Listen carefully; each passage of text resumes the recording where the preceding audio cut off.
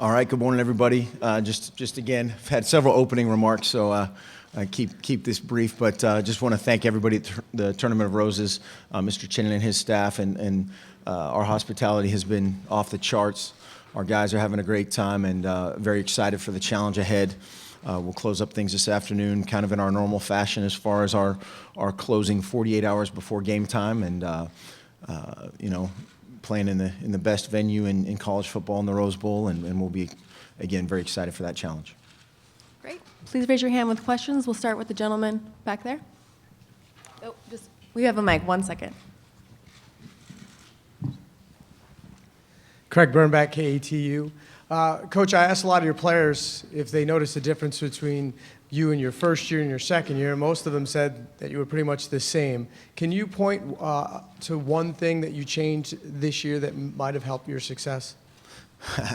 Well, that's it now, right? We've had this quote-unquote dramatic success, which it's not that, maybe not that different, and it's always this one reason. It's because we wore this helmet or that, there's you can point to 1,000 different things, but our whole deal is we want to be better. We want to be better in every single thing we do, and that certainly starts with me. But that's nutrition. That's medicine. It's how we practice. It's everything that we try to evaluate on a daily basis and then on a year-to-year basis. Some of that is schematic changes. Some of those are personnel changes. But hopefully we're all better the second go-round. We have a question on the left. Stephen Alexander, Portland Tribune. Mark, what did you learn in the previous BCS games while you were the offensive coordinator that you can take into this game and bring into it? A lot, and we've talked about that and addressed that, particularly with our younger guys who haven't been in these games. It's different, that the game is different.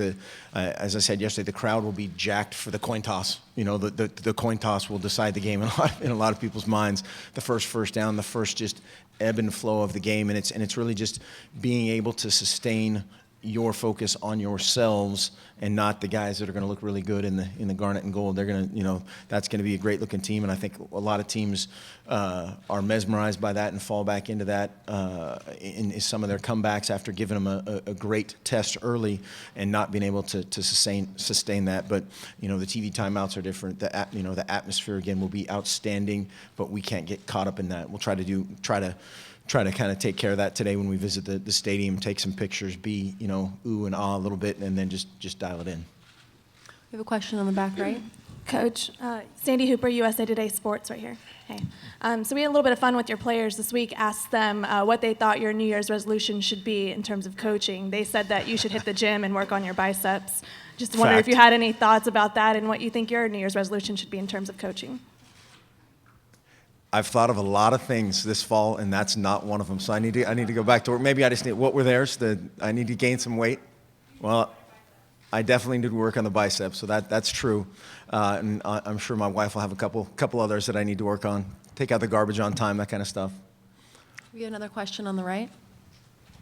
Hey, Coach. Asher Wildman, WCTV. I was just wondering, you're facing a quarterback that's never lost a game, and obviously Florida State's on this amazing run. Just what are some of the intangibles you've seen that, yes, they've got some lucky bounces, but you're still facing a quarterback who's never lost in college football? Yeah, I mean, and that lucky bounce thing only goes so far, right? I mean, you don't win 29 games in a row with luck, ever. And they're just unflappable in a lot of ways. They get everybody's best shot. The team that's playing them that week has had their best week of focus, their best week of preparation, trying to dethrone the champs. And to be resilient enough to come back and win all those games is, again, very, very impressive. They just make a ton of plays when it matters the most. And there's times you look at a game like the Virginia game where Virginia's in really good shape and they have two really bad possessions back to back, and it's over. It's over. And so, again, focus on the next play. It's all those cliche type deals that go into a successful football game are even more important just because of how good they are. They can score on any play in any phase. It's a pick six, it's a scoop and score, a flip of the field on a punt return for a touch. All those things are huge, and it's again just focusing on us. We have a question from the front row.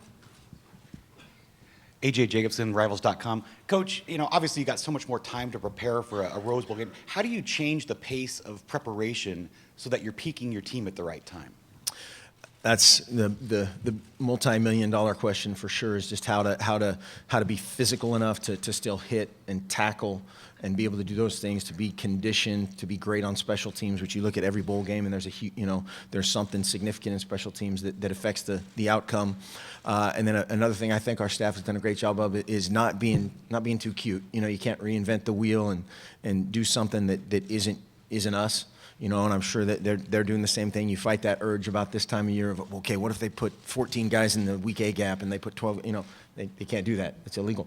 And just in trying to just focus on, start from the game time, move it back, and make it as user friendly for our guys to play fast and free and confident. Another question up front here. Good morning, Coach. I'm Bill Roden with the New York Times. What you do is very intense as a coach. How will this tournament that all of us have called for intensify what you do in terms of recruiting, in terms of just everything? How will it just make it more? Yeah, the intensity and the build up and all that thing, I don't think has really changed that much since the BCS era for us. In our conference, we can't lose a game, in terms of the BCS and how that all led to the culmination of choosing those two teams. And so it's been, very similar that way. I think it's been great for the media. You just name your 4 teams and turn on the microphone and argue, and that's been great for college football. It's been an unbelievable infomercial for college football all year long, just that build up. It's been great for our university. We think those things are tied together absolutely at the hip. We're the most diverse, highest achieving, biggest class in the history of the University of Oregon, and we'd like to think that we're a part of that. From an intensity, day-to-day, type of thing, it really doesn't change that much. And we are, believe me, 100% focused on Florida State and haven't, looked beyond them 1 second, which I think is comical that's been brought up. We have a question on the left. Mark Austin Meek with the Register Guard. 6 years ago, you were the offensive coordinator on a Colorado team that was 5-7. Tomorrow, you're going to head coach in the Rose Bowl. Can you just sort of put in perspective how that happened? I don't know if I can put anything in perspective of exactly how what you're working toward, but I've been on both sides of it. Been not very good, and we've been fortunate to be really good. Some places that we've been, and just part of a great program. Our staff, our culture, everything at the university is moving the right direction, and very happy to be on that side of it for sure, and being around a great group of guys and men and women on our program, and certainly on our team. We have a question in the front right. Mac Engel, Fort Worth Star-Telegram. Coach, when some of these quarterbacks who come out of systems similar to yours make jump to the NFL, some of them struggle with it. Any chance that the system sort of that they've gotten used to in college works against them as they make the transition to the pro game? Well, there's so many factors that go into that, of whether it's, you look at a quote unquote, every quarterback's a system quarterback, right? I mean, whatever they run, that's their deal. And I think it really depends on that individual way more so than the system, and then you have to look at where they go. Generally, top flight quarterbacks don't end up at in the perfect, just plug and play type of everybody. They've got 21 other great players, and they just need the quarterback. That's rare for guys that are whatever highly touted coming out of college. I know, with both the quarterbacks in this game, they can play at any level. Both those guys, they're completely different. Totally different guys from a style standpoint, but both will have tremendous NFL careers if they end up in the right spot. If they don't, things can go different ways. We have a question on the back riser. Mark Warren Williamson, Oregon Duck Football News. You've always seemed so calm and collected, and that's what you preach to the players on the big stage like this. But what about yourself? Have you felt the nerves as during the lead up to this game, and maybe what will you be feeling maybe tomorrow when you take the field? Game day. It's game day. I think our most important time, in my opinion, is earlier this week, 2 weeks ago, 3 weeks ago, fall camp, all the things. I lose sleep over Mondays and Tuesdays practice, way more so than game day, of making sure we're in the right frame of mind to go out and prepare great. And our guys have bought into that, wholeheartedly. Obviously, we've had one big hiccup this year, have bounced back from that really well, and we've had a great couple weeks of preparation. Now we just gotta go play. A question right up here. Mark Denistad, CBSSports.com. Since you've been to a few of these, can you explain why the Rose Bowl is so special to people that maybe haven't been here before, and then how a playoff might affect it, do you think, in the future? Well, the playoff aspect of it, to go in reverse order, would certainly affect just the purest of growing up on the West Coast, the Pac 8, 10, 12 versus the Big Ten element. Probably, it's difficult to maintain. And for one of those teams or two of those teams, that's a good thing, depending on the odd year. But it's the granddaddy of them all. Waking up on New Year's Day, and you had the Rose Parade, and in the early mid-afternoon hours, you had the Rose Bowl, and Dick Enberg, Keith Jackson, the field, the usually a sun-filled stadium. Those visions and those sounds are something that are incredibly special and unique to this game. We have a question from Ivan.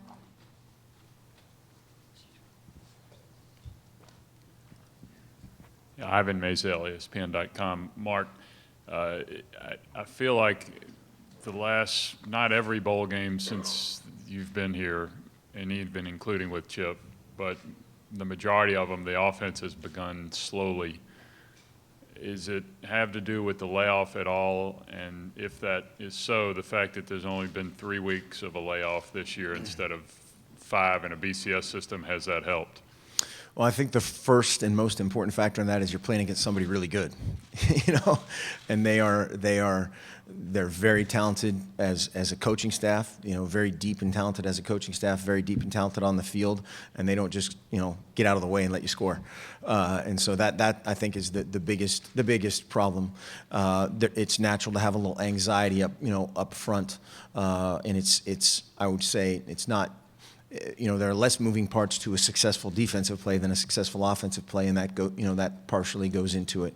But then that's where, again, you just have to work that into your preparation, try to create that, but you cannot, you can't simulate the aura and the presence that the Rose Bowl whole scenario, situation, atmosphere is, in your indoor facility.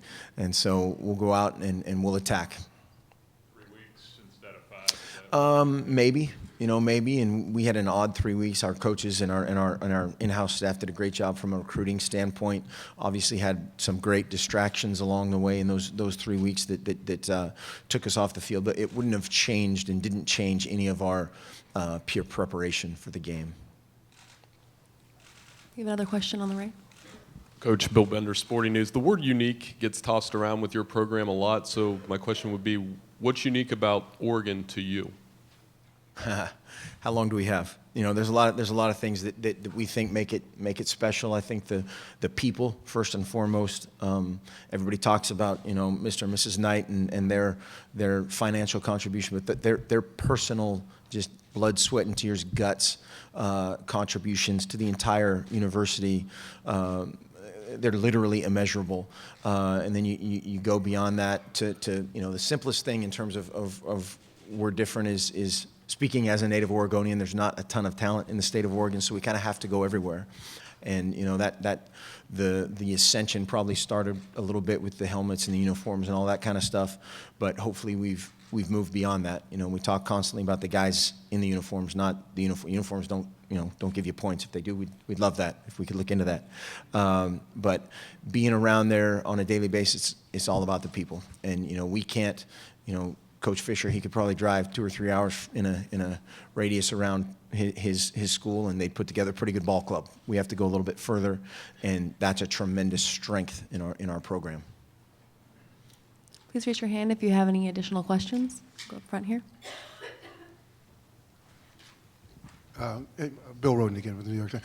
What I meant with my original question is, will this tournament, the entire tournament, as a coach, intensify recruiting, the importance of talent, which has always been important, but now I'm wondering, if because of Sure. this new setup, it will even intensify it. Yep. Well, I apologize for not answering your question correctly earlier. Yeah, three things when you look at why young, prospective student athletes choose a place are distance from home, which is a challenge for us, winning, and then having a plan for them. Having a plan for them. We think we have a pretty good hold on two of those three. The third one you can't affect. We're not going to move the campus, and so. Being successful, being out there, publicizing the great things about the University of Oregon, certainly can do nothing but help those efforts of at least getting in those doors. And now we just need to make sure it's the right guy coming into our program, and he's not just excited about the Hatfield Dowling complex. He's not just excited about the Nike relationship. He wants to come here and truly maximize his existence. All coaches, because of the term intangibles working, all coaches will feel more pressure to now recruit because of the stakes that are. I think pressure's relative. I think I think you have pressure to have a tremendous practice today. There's a ton of pressure on that, and I think all that other stuff, the external stuff, the lights, camera, action, element of it. That's great. You want to be a part of those kind of games. Okay, we have another question from the back. Mark Warren Williamson, again, Oregon Duck Football News. Didn't really get a chance to talk to you this week about this, but Southern Oregon won the NAIA. Congratulations on that. Yeah. So maybe talk about that and what that means to you as a former player, and maybe it might be a good omen. We'll take it. If any sort of mojo, we'll take. No, Southern Oregon had an unbelievable year, a tremendous season for those guys, and to finish in the style that they did, basically dominating the semifinal and the championship game was awesome to watch, and got a ton of friends down there that are still on that staff, and have talked with Coach Howard and his staff, somewhat extensively about ball, and they do a great job. We can learn a lot of from a lot of things from those guys. We have a question right up front. From Éxito Magazine from Eugene, Oregon. The Spanish magazine is pro about you and the Dogs. I know you are focused in the Rose Bowl, but my question is, do you think you are ready for NFL, maybe 49ers? First of all, is that your Eugene accent right there? I am not ready to play in the NFL. I'm going to forego my senior season and stay in college. But no, I have no idea. Those kind of things. A couple weeks ago, I'm the biggest idiot in the history of the world, and now there's some other adjectives out there. And so we are, believe me, focused on a lot of other things and not the 49ers. We have another question.